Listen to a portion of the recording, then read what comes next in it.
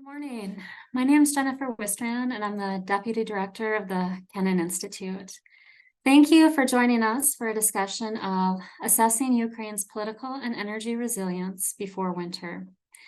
This event is co-hosted by the Wilson Center's Kennan Institute, an environmental change and security program. Before I introduce our guests, I'd like to remind you that you can stay up to date on the Kennan Institute's activities by visiting the Kennan Institute's website and subscribing to its blogs and podcasts and other publications. Today's guests are Andriy Prakip, Mikhail Samus, and Igor Popov. Andriy Prakip is the director of the energy program at the Ukrainian Institute for the Future, which is an independent think tank based in Kyiv. Andriy is also a senior associate at the Kennan Institute. Mikhail Samus is the director of the New Geopolitics Research Network, which is an independent, nonpartisan platform for uniting academics, journalists, and others. And Igor Popov is a senior analyst at the Ukrainian Institute for the Future. He studies domestic policies and security issues.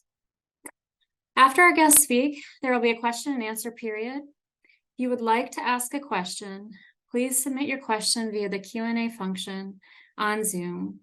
And please remember to include your name and affiliation when doing so. Finally, today's discussion is being recorded. Andriy, please, the floor is yours. Thank you so much, Jennifer. So good morning. Well, actually, if talking about the energy sector, so this year, Ukrainian energy will face serious challenges like it was last year. In the case if Russians conduct new air attacks over Ukrainian energy facilities, and Ukrainian intelligence says that Russians are preparing for these massive attacks. However, smaller local attacks over energy facilities are happening, and even today, one happened, and Kharkiv, city of Kharkiv, lost power supply.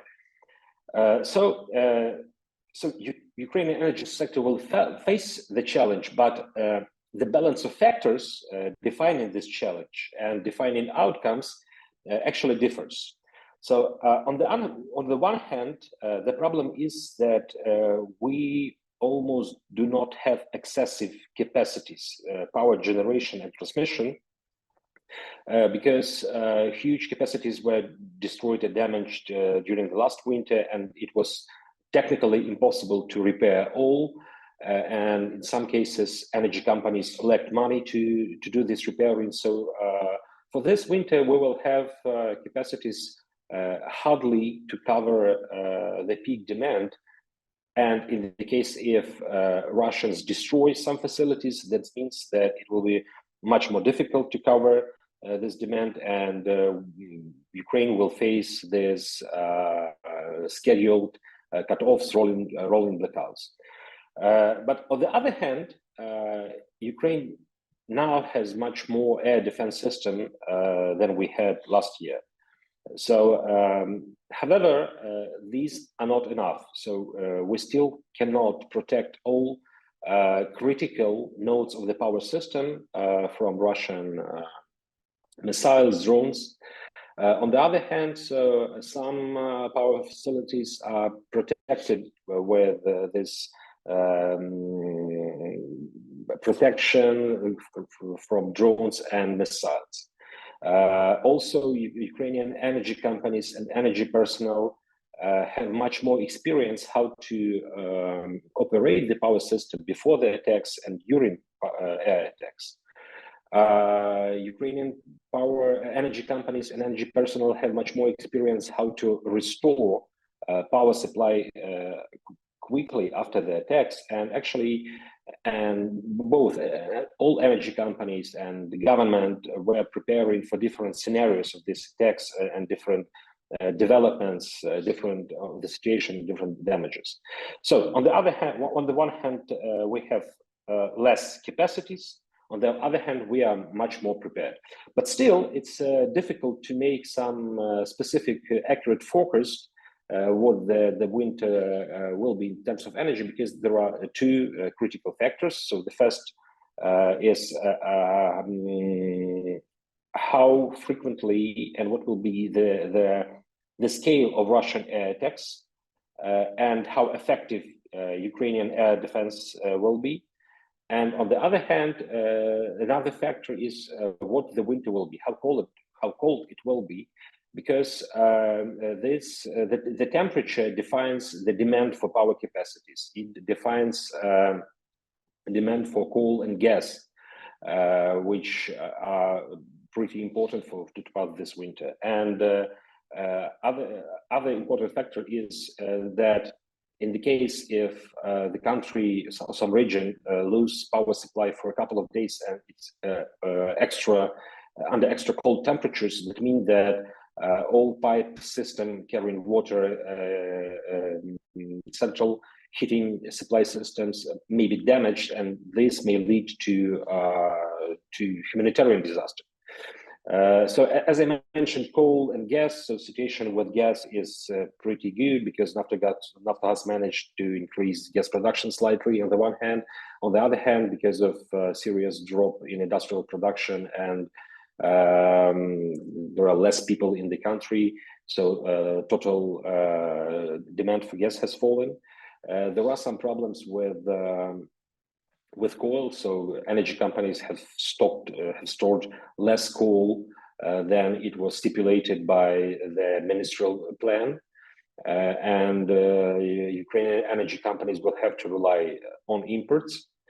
But in general, when talking about the situation with electricity, I'm pretty optimistic. So I'm optimistic that, well, optimism means that we will not see the total collapse of the power system, but we will see emergency cutoffs after these air attacks. We will see rolling blackouts and these cutoffs, planned cutoffs. However, the scale and how long this will be, this depends on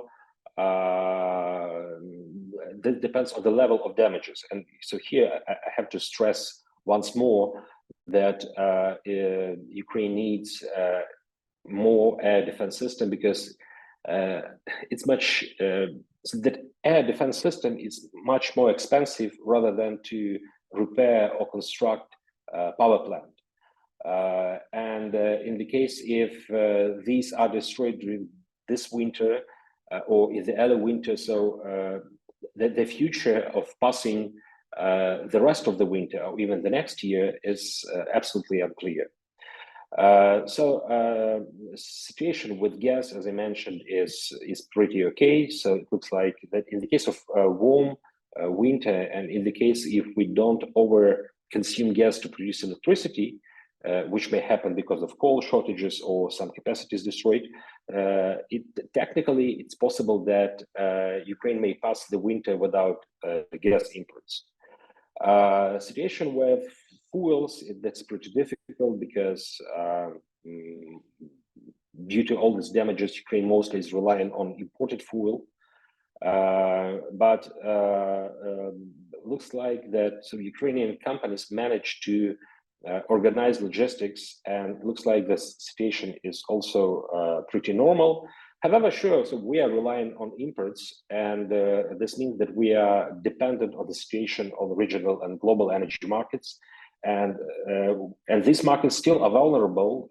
On the one hand, so these are vulnerable after Russia invaded Ukraine last year. On the other hand, so we see some volatility on the oil market, and in the case if the war in Israel expands and some countries restrict oil and gas supplies, as a response, this will affect the prices, and sure that these prices also affect Ukrainian import.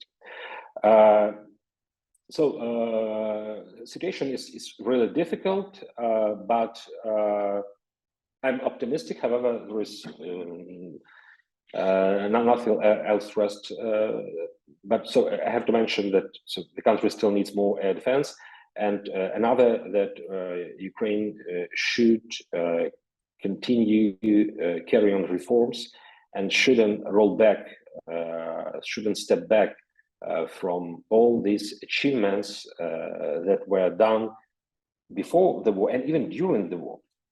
So thank you. That was my quick introduction. Thank you, Mikhail.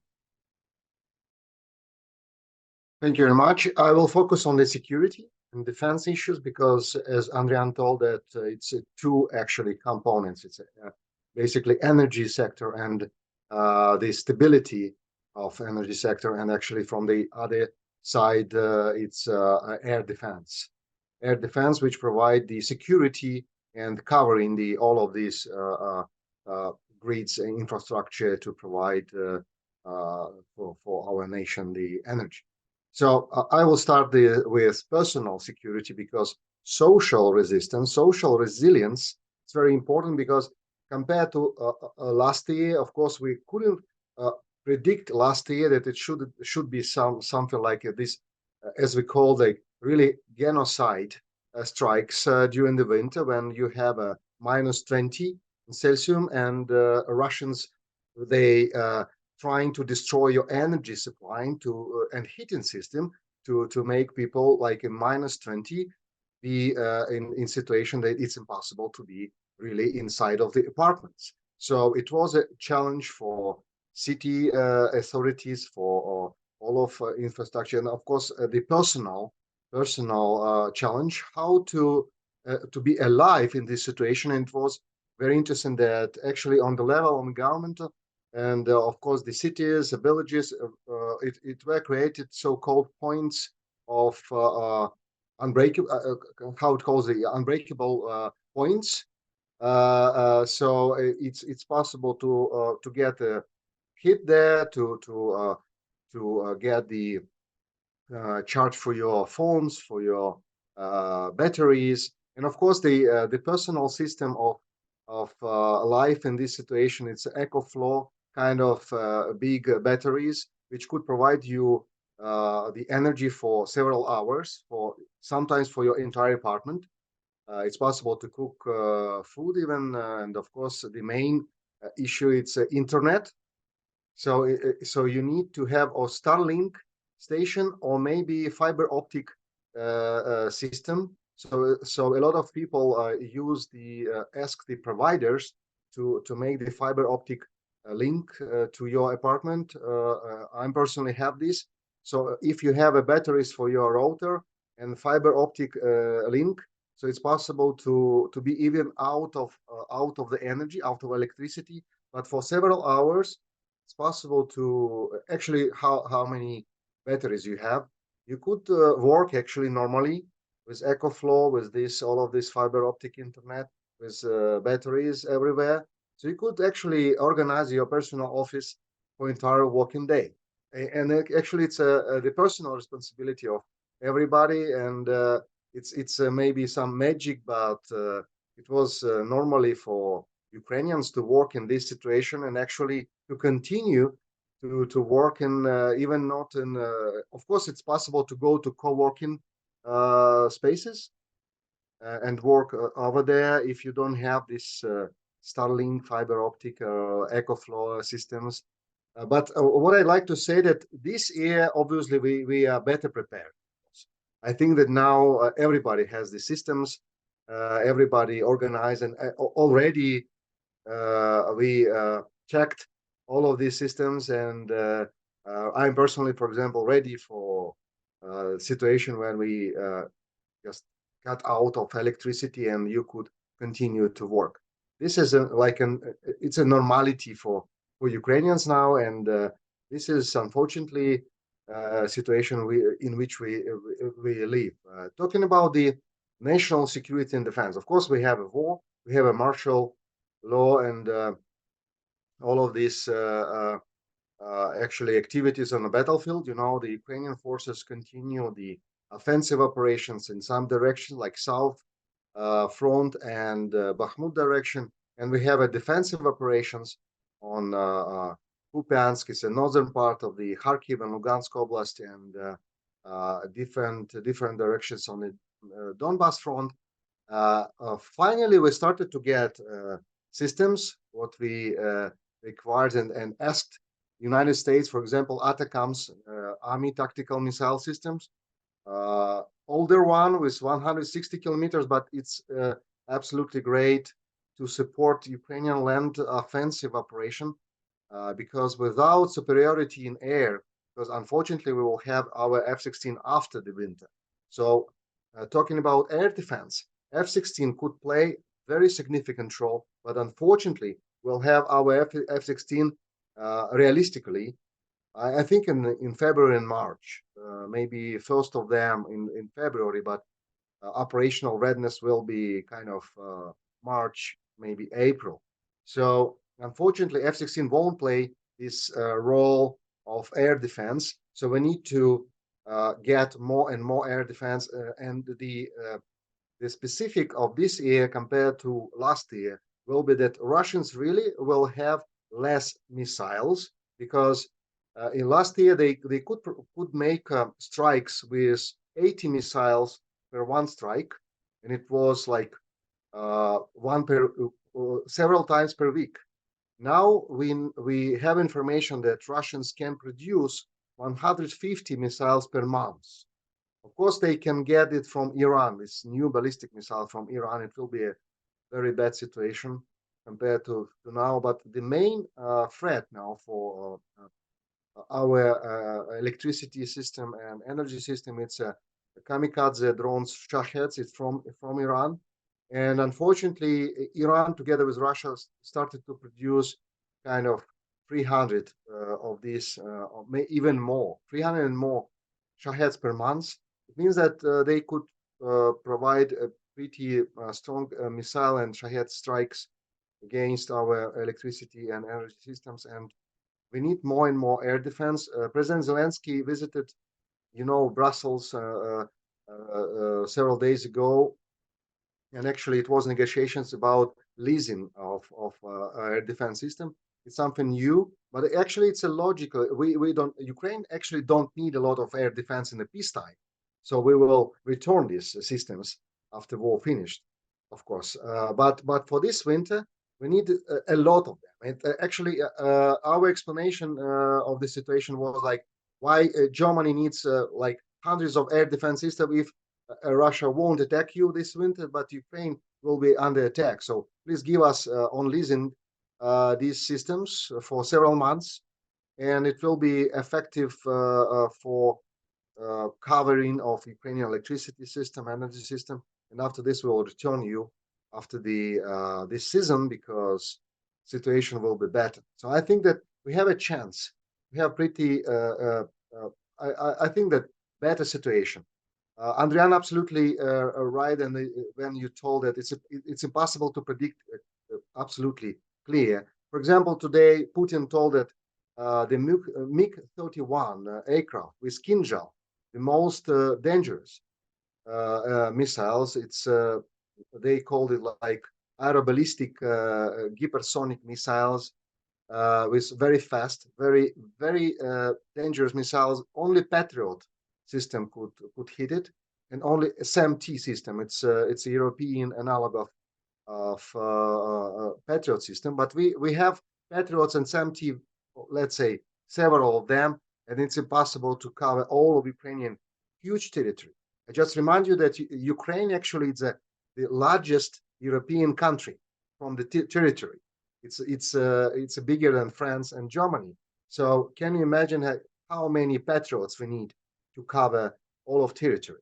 And unfortunately, we don't have that. So Putin obviously preparing for new attacks. He announced today in China, because he participated now in Beijing, some one way, one bell conference with Mr. Xi, and he told that from this day Russia will organize the everyday patrolling of Black Sea with MiG-31 with Kinjal.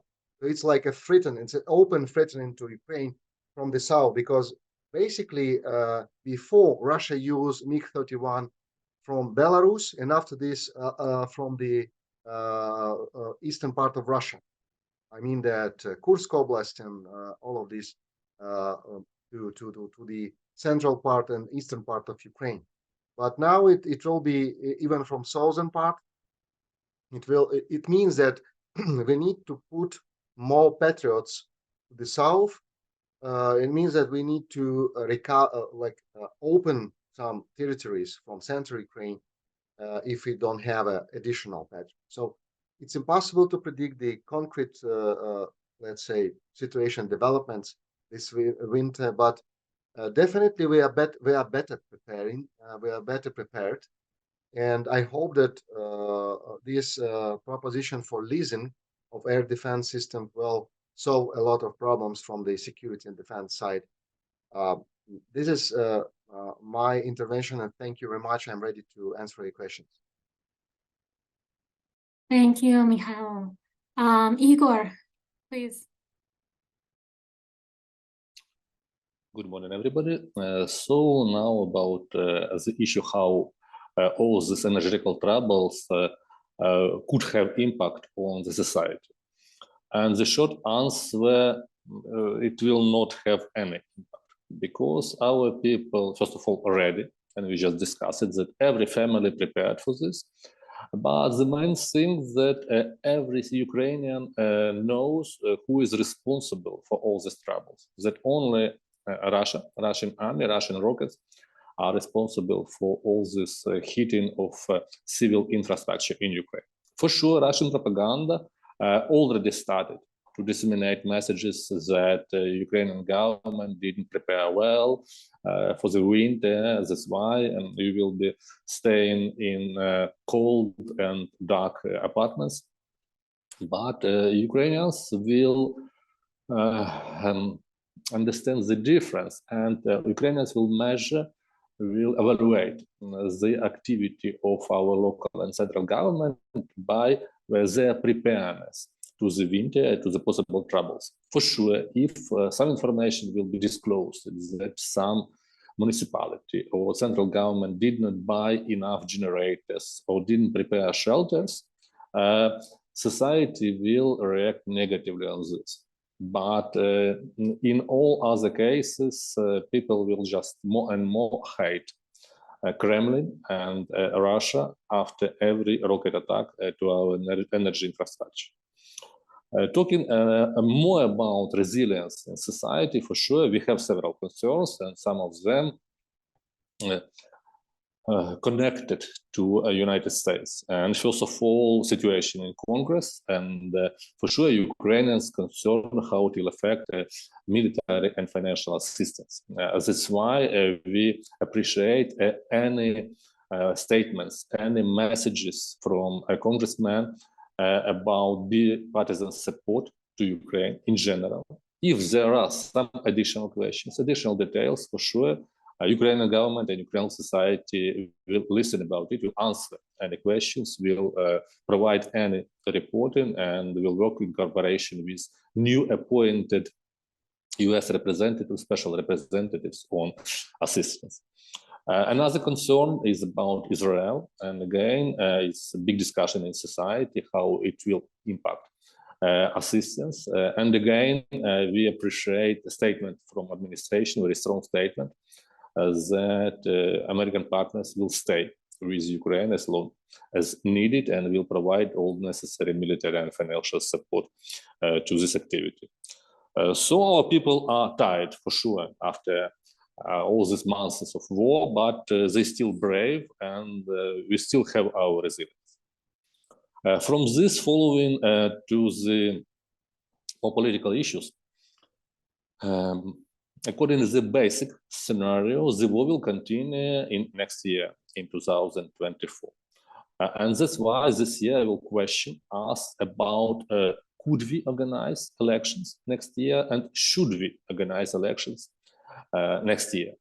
I have to tell that society is against. Any public opinion poll shows that about 70-75% of citizens are against the idea to conduct elections during the martial law. Majority of experts are also against, and we have a public statement, public petition from the leading NGOs that there are too many problems to organize elections during the war. And the government is also mainly against, and Mr. President highlighted several problems like with security, with voting of refugees, with financing. For sure, our budget is deficit budget, and that's why we very carefully about and expenditures. And 5 billion Ukrainian hryvnias is big budget for elections. That's why it's one of the reasons for society to be against. Who is for idea of organizing elections? It's President of Parliamentary Assembly of Council of Europe, Tini Cox, who made such statement last May. Senator Graham, he told it once during the visit to Ukraine, and for sure Russian propaganda. They would like to have elections because any elections is division in society. There are several factors about how to make decisions. It's legal factors, political and technical factors. Legally, next year, our parliament and our president will finish their terms in the offices because they were elected for 5 years, and it's written in constitution. It's easier with parliament because constitution says very clearly if parliament will finish its term during martial law, it's automatically prolonged until the cancelling or finishing of duration of martial law. So the term will finish at the end of August 2024. And if there will be decision to have early elections, decision should be taken not later than 6 months before, because according to the constitution, it's impossible to call for early elections later than 6 months before the end of the term. So we have this window for making decision. And for sure, we need additional reasons to call for early elections. So till the end of February, the decision should be taken. And if yes, the changes to the law should be introduced in parliament. It's a little bit different with presidential term because constitution have a provision that president transfer his power to new elected president.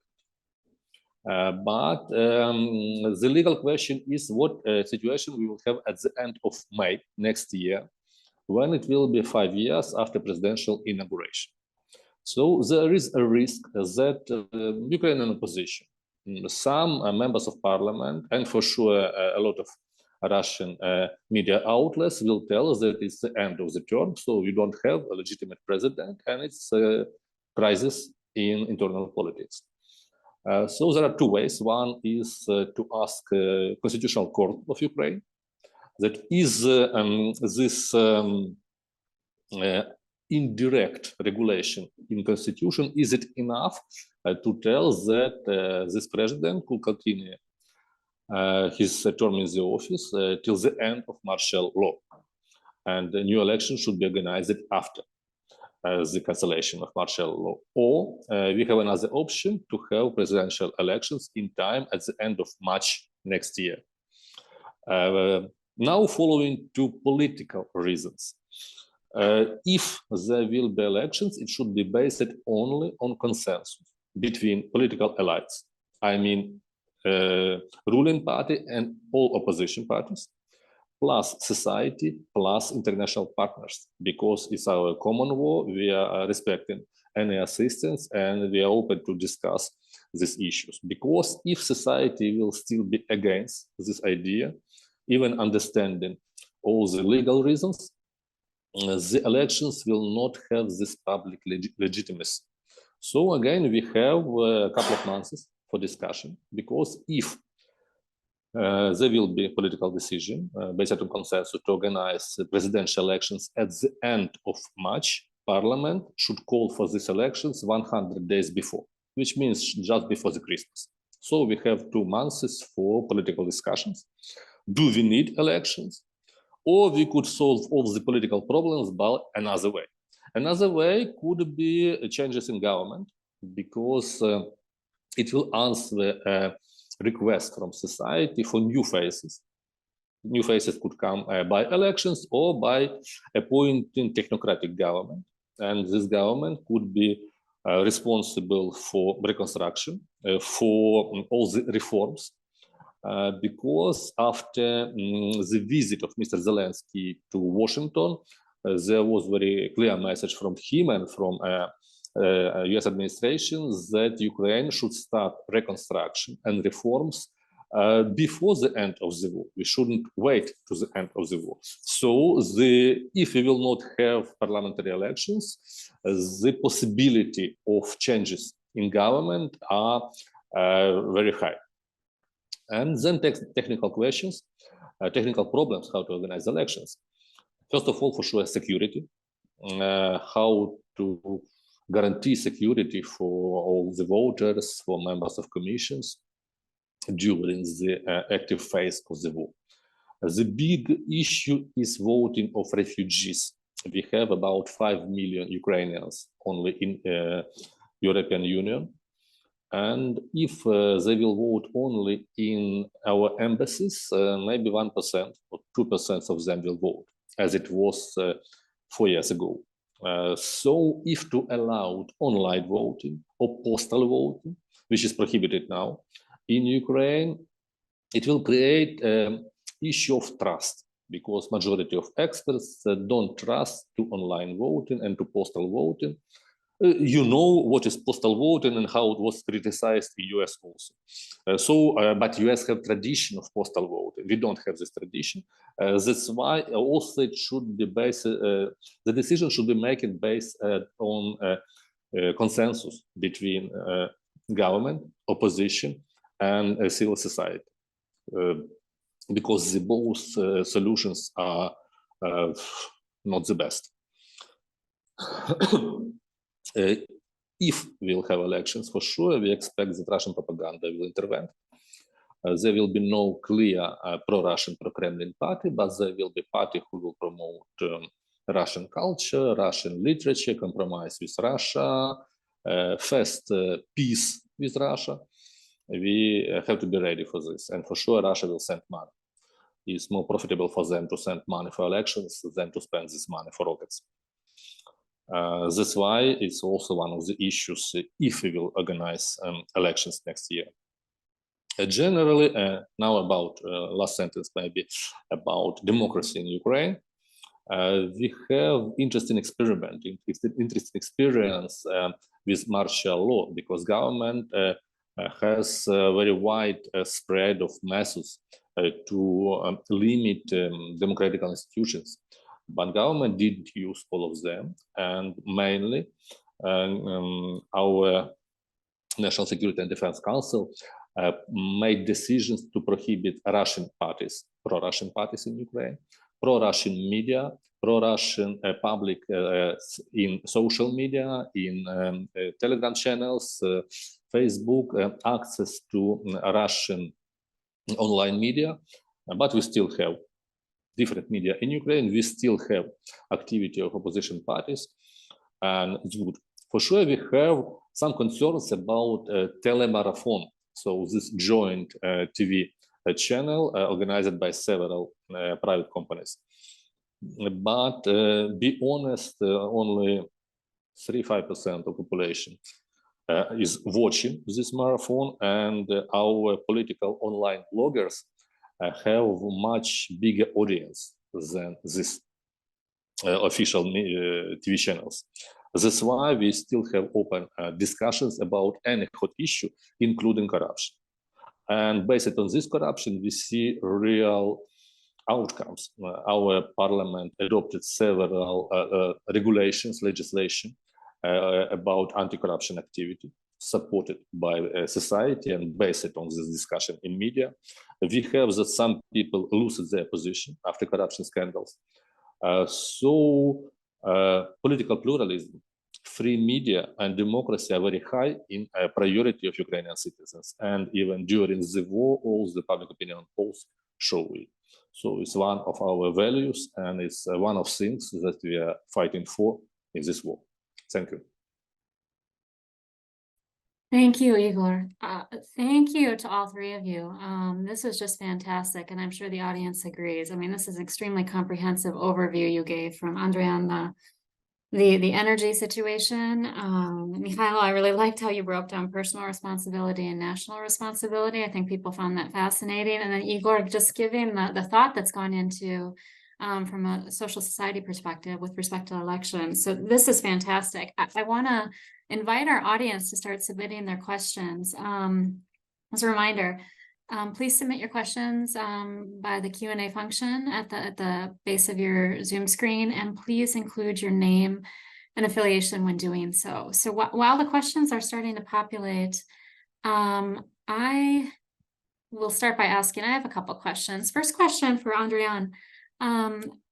Again, I think people are going to be heartened to hear that you said you're optimistic about the energy situation based on the preparedness that's taken place over the past year. You said it is dependent on regional and global energy markets. And one of those big wild cards is going to be the situation in Israel, right? With the market change there. And so my question for you is, you laid out such a great, would you be able to tell people, you know, you're optimistic, but what are the contingencies? Like, what are the A, B, C, Ds that have been created? You know, if, I guess, worst case situation happens. Oh, you're still muted, Andrea.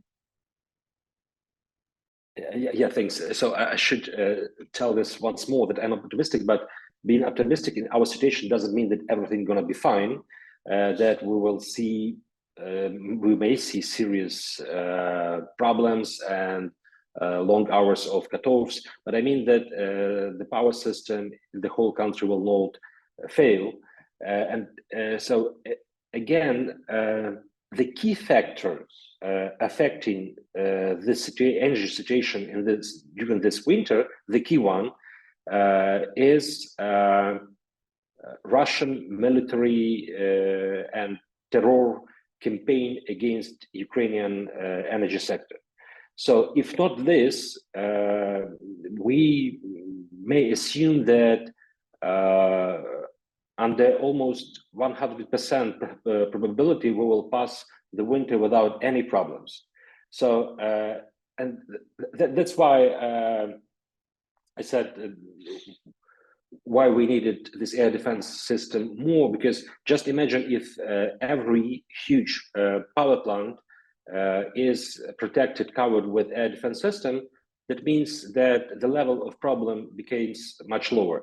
Another factor that I didn't mention during my introduction is that there is a risk and threat of Russian misinformation campaign. They actually did this last year when they promoted in social media, mostly in social media, they were promoting messages as if that wasn't Russian air attacks that damaged Ukrainian power sector, why we had these cutoffs. They said like, as if government was exporting more electricity to Europe, and so that's why we had these cutoffs.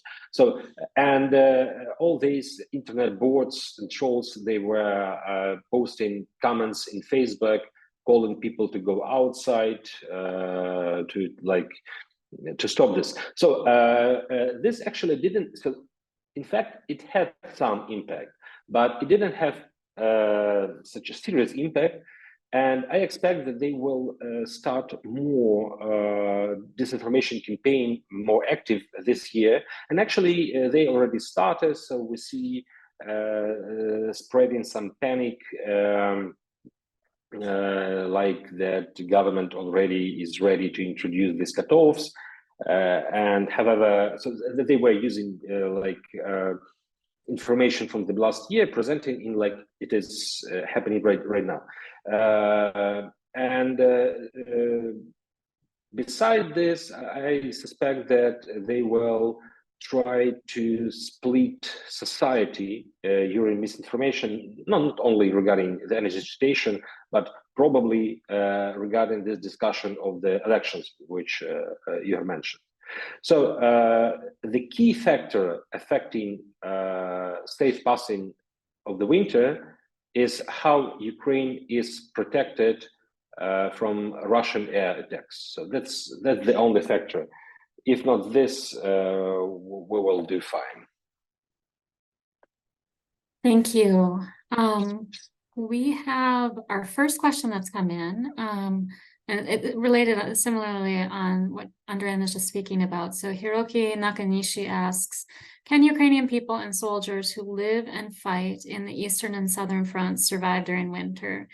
What is the assessment of Ukrainian authority on this matter? Should the international community, at least G7 members, provide energy resources? And if yes, what kind of resources are needed? Oil, coal, and gas? If oil, coal, and gas are not available, charcoal. So I guess, again, related questions about kind of contingencies.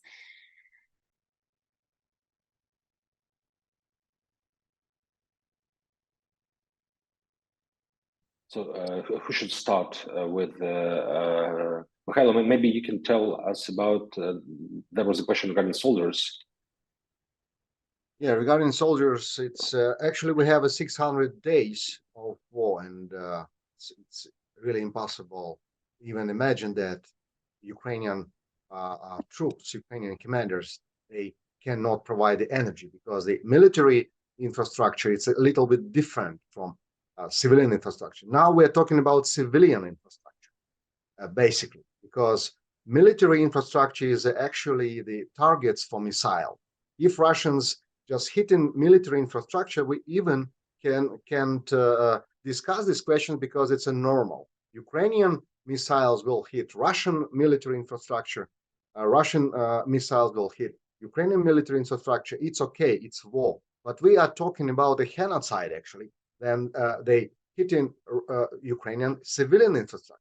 This is a problem because for military infrastructure, it's normal to be autonomy with autonomy from the civilian infrastructure in case of providing energy for equipment, for weapon, of course, for hitting, for to be in, let's say, comfortable conditions, relatively comfortable conditions for soldiers, at least provide a possibility to live in the minus temperatures and not 5 stars hotel sleeping in the tranches. So this is normal for soldiers, but again, we're talking about the civilians and talking about the civilian infrastructure. Of course, again, as Andrian told, it's always depends on the effectiveness of Ukrainian air defense, because for normal situation, we have enough electricity. If Russians, for example, they occupy Zaporizhzhia nuclear station, we'll have a lot of electricity. But unfortunately, we have a situation when Rosatom still not under sanctions. In the same time, they operate Ukrainian nuclear station, occupied and controlling it, cutting this electricity for Ukrainian citizens. So, and Adrian will give more about it. I mean that about the what international community already doing for us and supporting us. Of course, for 600 days of the war, our international partners and allies provides a lot of assistance and help. And last winter was a absolutely great illustration how we could together go through all of these problems. But in the same time, we have this paradoxical situation when nuclear station occupied by Rosatom, and Rosatom still continue the contracts with international companies, with even United States companies. This would be interesting news for you, but it's reality, which is pretty strange in this case. Thank you. Andrian, did you want to add anything to? Well, actually, so the second part of the question is very similar to the next question we do have. So maybe I will just combine my answer. Sure, by all means. Were you looking at, so we do have, Hiroki had a follow-on question. Let me just read the question first, and then yeah, if you want to pick up, Andrian. So what is Ukrainian authorities' energy situation in Europe? I wonder how much resilience in providing energy resources by European countries to Ukraine. What is Ukraine's procurement plan of energy resources during winter? When is Ukraine going to discuss international assistance on this matter? Many thanks. Yeah. So mostly Ukraine is going to rely on own energy resources when talking about gas and coal.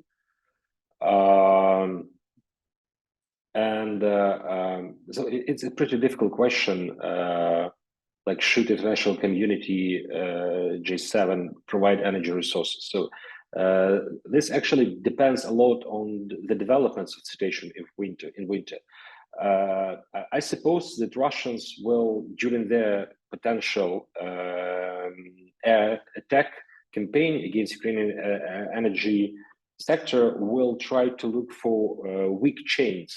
So because actually they saw that, so last year when they were attacking the power system and they wanted to actually to turn off the lights in the whole country, and they failed. And in April, Ukraine started exporting electricity, and so that was annoying Russians. And we cannot exclude that this time, this winter, they will attack some other facilities, not only power sector. And this may affect the situation with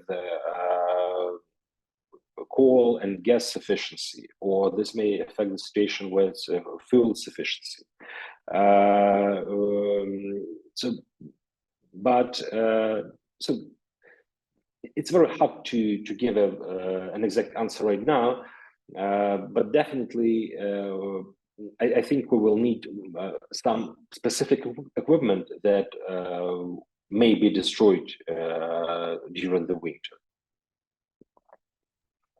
Great, thank you. And that both what you're saying leads into the next question, also relating back to what Mikhail has been talking about.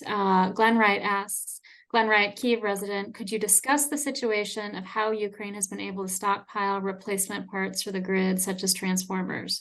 There's a problem last year to get replacements of these old Soviet system features.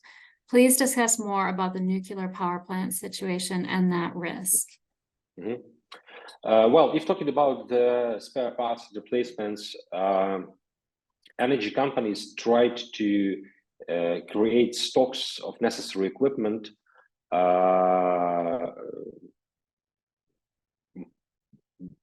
not less than they had last year. Sure, the situation differs across the companies. I should mention that a lot of data information is classified because of security reasons. Some companies managed to stock or just pre-order necessary equipment, and that is expected to be supplied later. But so, as I mentioned, the current situation in the power system is that there is almost no excessive capacity, so we can hardly cover the production and transmission of electricity of the winter peak demand. It means that we didn't manage to repair everything, and partly it was caused because of lack of equipment, because there is unique equipment, partly it technically is impossible to repair during 6 months, and partly it was about the lack of money. And so just an example about thermal power plants, because these power plants were old-fashioned, and these were constructed in the Soviet era, and Western companies do not have such an equipment anymore because it's old-fashioned. And on the other hand, Western companies, banks do not provide financing to repair coal power generation. So this was complicating the situation with renovation. But so that is the situation, how it looks general.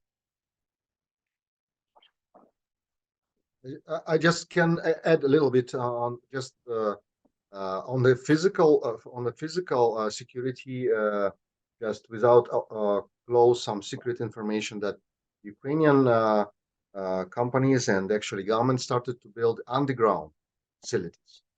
It's a new, because of the, let's say the new level of security, because we didn't need it before. Now it's underground, let's say, facilities for energy and electricity, and of course the some approach of creating of so-called islands of autonomy. So because before we had a Soviet type of very it's actually a resilient system when you could transfer the electricity from one part of Ukraine to another, and it's a kind of supersede of the lack of electricity in some areas. But now it was an approach to create autonomy. So if you have a problems in this area, you could provide to another area by autonomy, own producing or own creation of this energy capabilities. So it's kind of a new approach. Great, thank you. Andrea, did you want to add a follow-on comment? Yes, I just did, because there was also a question about nuclear. As everyone knows, Zaporizhzhia nuclear power plant is occupied, and it's posing huge risks for nuclear safety.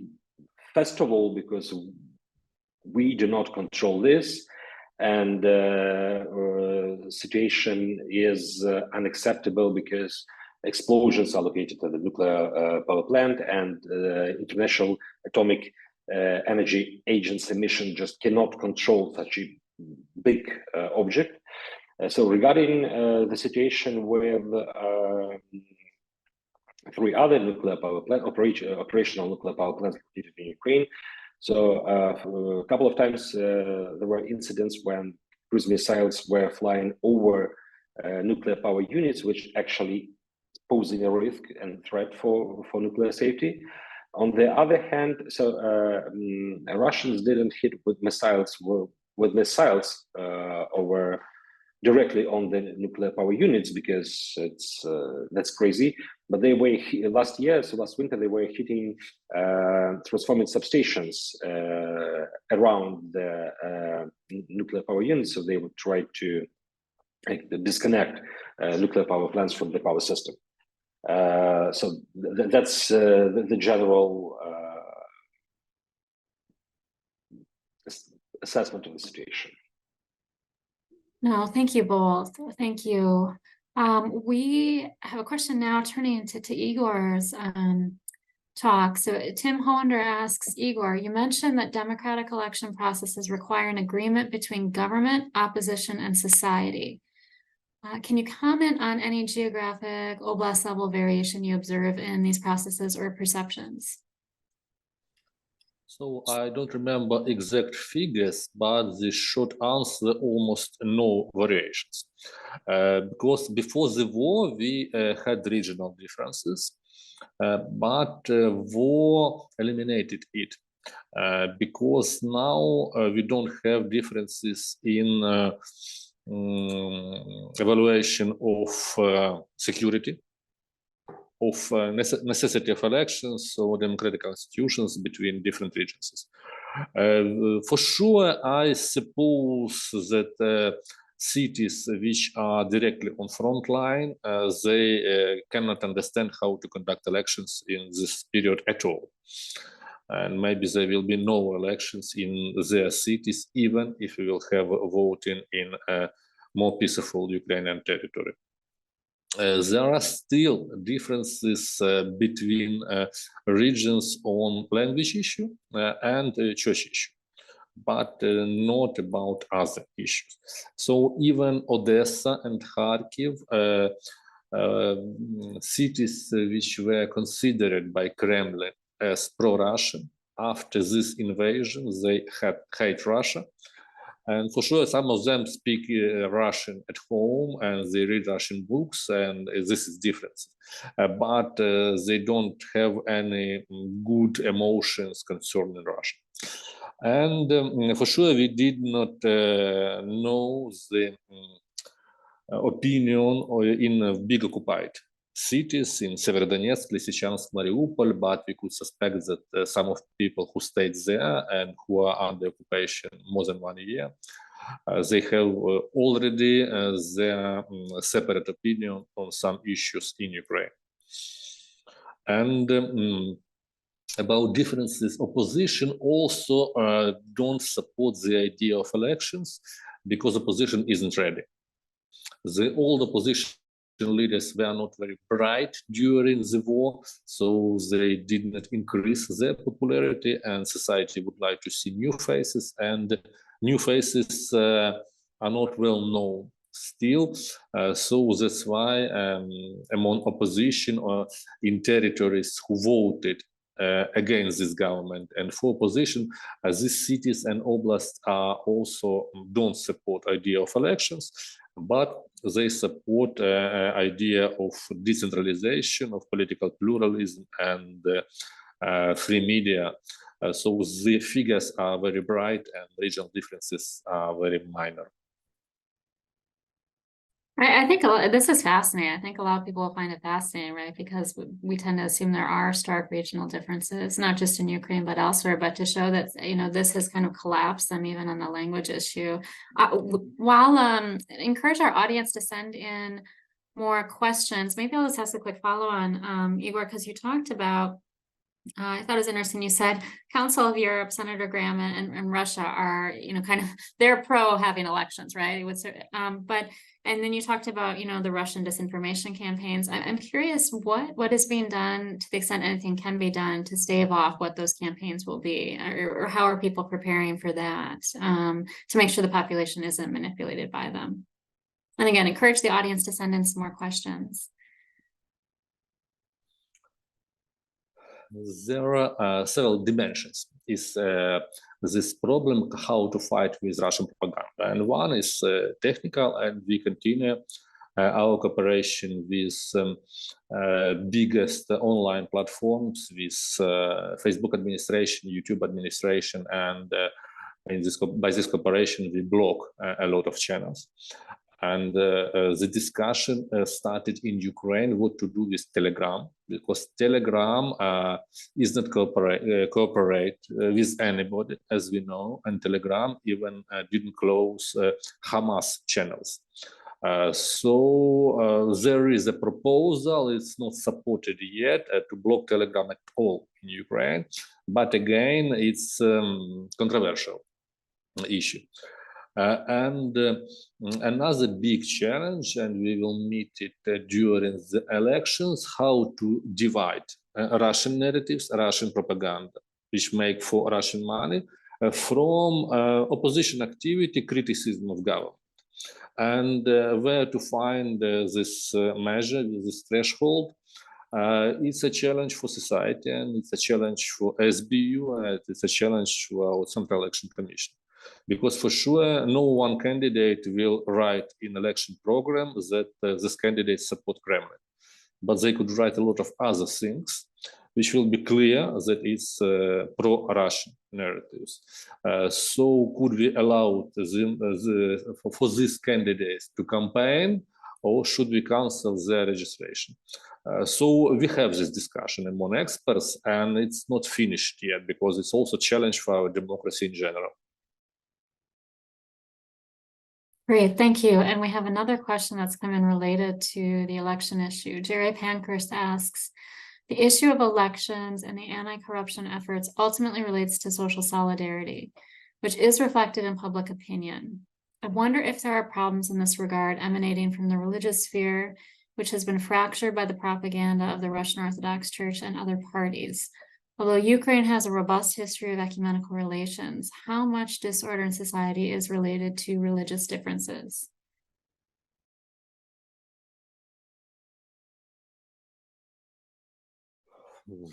It's also, maybe even the biggest challenge from one side. SBU report that they have information that several monks are FSB spies and they promote Russian propaganda. But from another side, this is the biggest religious community, and they have about 11,000 parishes, and only 350 of them moved to new established Ukrainian church. So if there will be legal, political, and administrative decisions to close this old Russian Orthodox Church in Ukraine, 1 million people will not understand it, and they don't believe that their monks belong to FSB. So from one side, Ukraine would like to defend our informational channels and to do something with this. From another side, it separate a big part of society, because it's people who go to the church every Sunday. So, and again, having this 11,000 parishes, at least 100 persons per each is 1 million people. It's a lot, and many of them are in the army now, and they support Ukrainian sovereignty. They fight against Russia. They are talking in the churches about pro-Ukrainian things, mainly, and they will be offended. So the government have to find a Solomon solution, what to do with this problem and how to maybe unite all the churches again, with the leading role of Ukrainian church, but not to exclude this million or at least several hundreds of thousands people who go to the church. Great, thank you. We have another question. Hiroki Nakanishi again. Raising, he says, not only energy issues, but also humanitarian assistance foods. We should discuss and identify needs now before winter. In other words, elections in Ukraine and Japan. Consider the political turmoil in the US, possibly no funding assistance on Ukraine and increasing contingency spending like Israel and Gaza. So maybe kind of more broadly, and maybe all three of you want to weigh in, like in your hierarchy of needs, right? And whether it's energy or within energy, humanitarian, what do you see perhaps, given again the title of the talk, kind of resiliency in advance of winter? And anyone should feel free to jump in.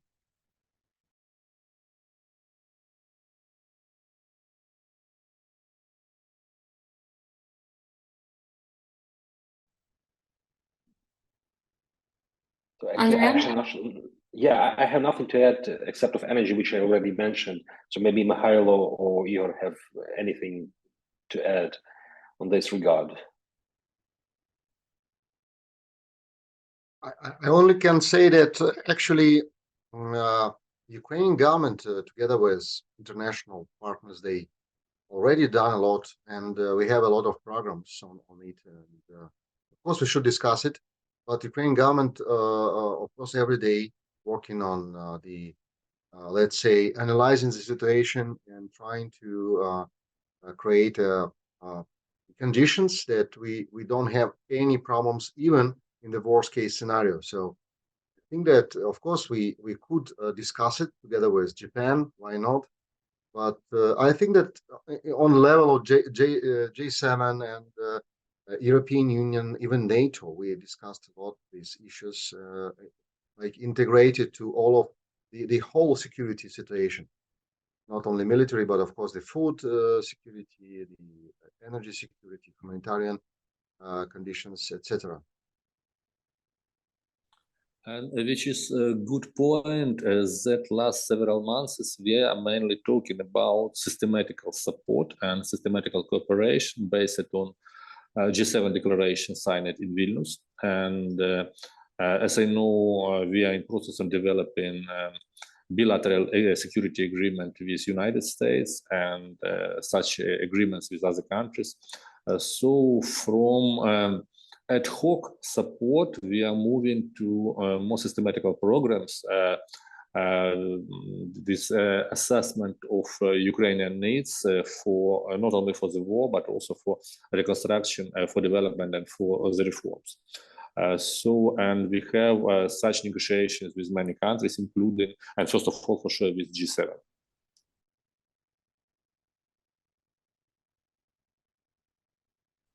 Excellent, thank you. We've got a little bit more time if the audience has any additional questions they'd like to ask.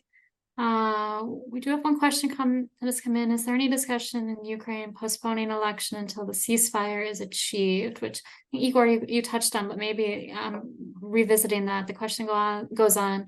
I don't know the strategy or desire of Ukrainian people taking elections for strengthening the unity of Ukraine or counter misinformation campaign by Russia. So maybe again, just, revisiting this idea of postponing elections and, what the mechanism for that would be. Yes, the same reasons Ukrainian society also have, because we understand that any elections is political war, is internal political war, and we have enough war in Ukraine to have another one at the same time. So we have legal mechanism how to postpone elections, not to conduct it during short ceasefire or during freezing the war.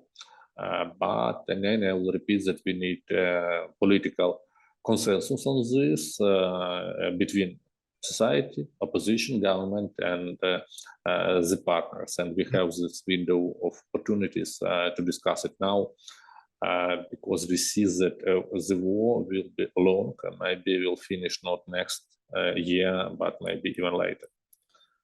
So the challenge is, should we stay with this government, with these political leaders, and maybe update them a little bit, or should we go for general elections and to continue a war and the reconstruction with the new government?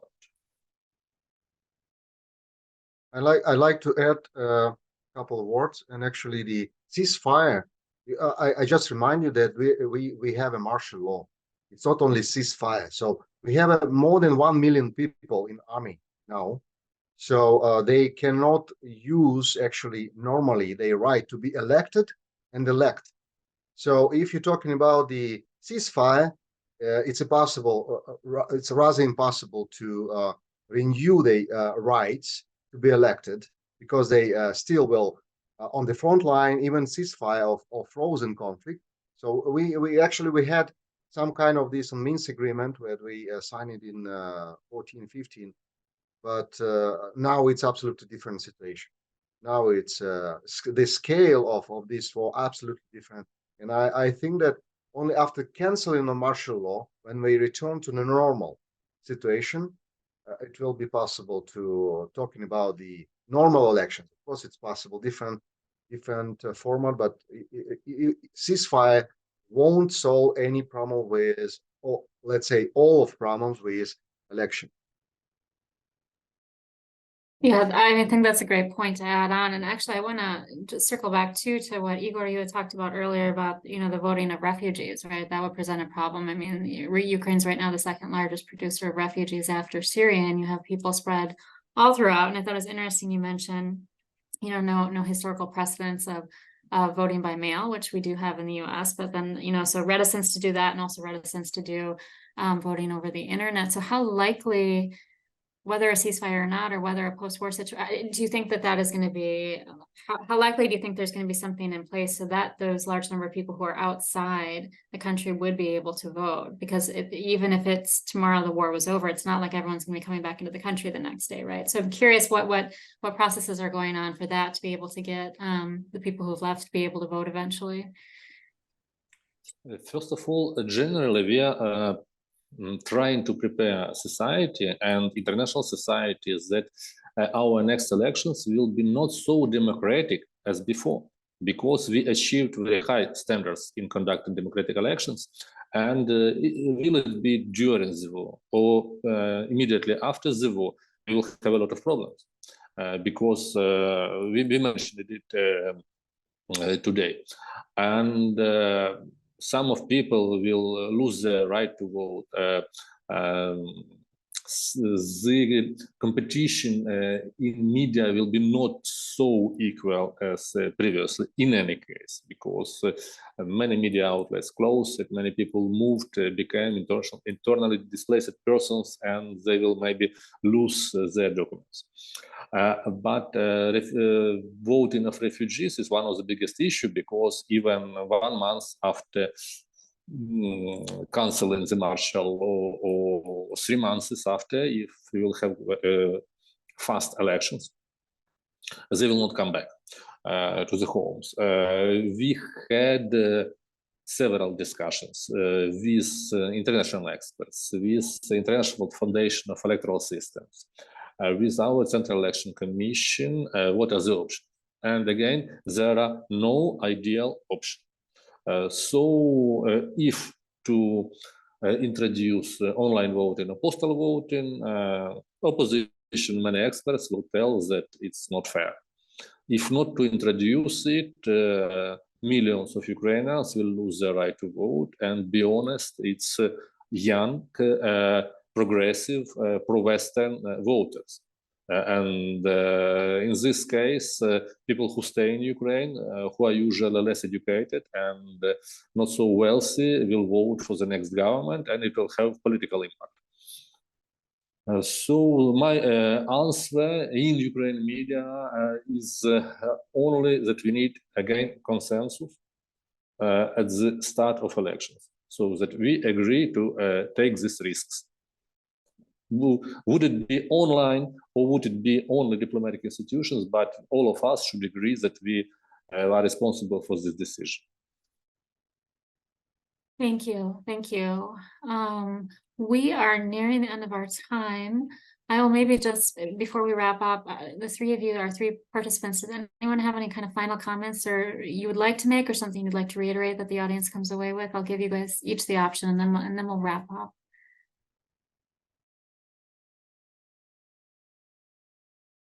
Andrian, you're muted.